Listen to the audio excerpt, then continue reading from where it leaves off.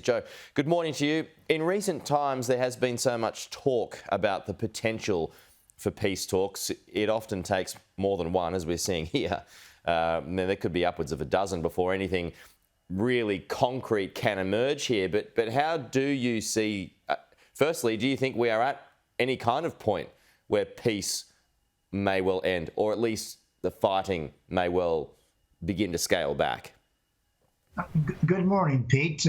Yeah, I think we're getting very close to some kind of negotiations. The Turks have replied on Reuters this morning that there are 6 negotiating points, mainly around security, disarmament, and neutrality declarations that the two sides are agreeing on. But I don't think we're going to see any abatement of the violence up until the talks themselves.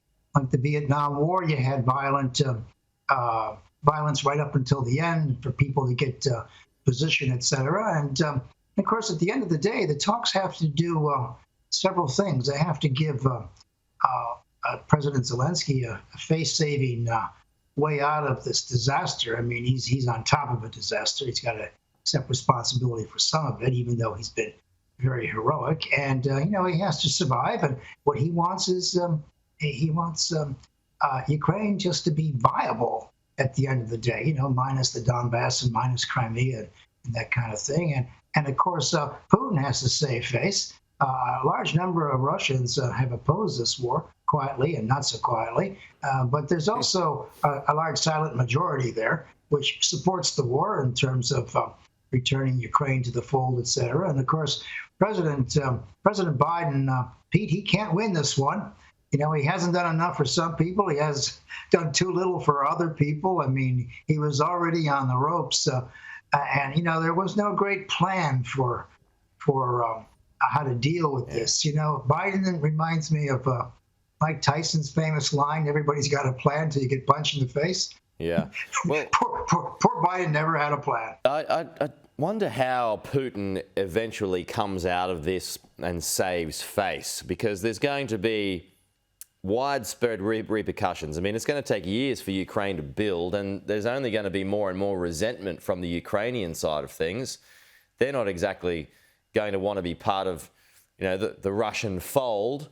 So where does this end in terms of Putin's mind? Well, Putin will try to end the war the same way the Americans ended the war in Vietnam. It was an unmitigated disaster, but when we got out, President Nixon declared a victory and a great accomplishment, and we all pretended that everything worked out well. That's what this guy's going to do. He's going to construct his own history as he goes along, and I think he will be there in 2 or 3, 4 years when other people may not be there or may not be reelected. So he's going to construct some kind of a narrative where it looks like he saved the day. But at the end of the day, people have eyes. And Pete, this is one for the journalists. In my lifetime, we've had all these terrible wars: Korea, the Algerian War with France, and Vietnam, and Afghanistan, and then the 21st century. And we never had this kind of scrutiny with cameras or social media. This is a war that we're seeing very close up and personal, and it's hard not to get emotional about it. So, we're going to have to learn how to deal with looking at atrocities. There's no atrocity here that hasn't gone on in the last 60, 70, 80 years, but we're seeing it close up. And I'll tell you what, it's getting harder and harder to swallow. And that's why Joe Biden can't get elected. Okay. All right. Joe Siracusa, good to see you. Happy Monday to you. We'll talk to you soon.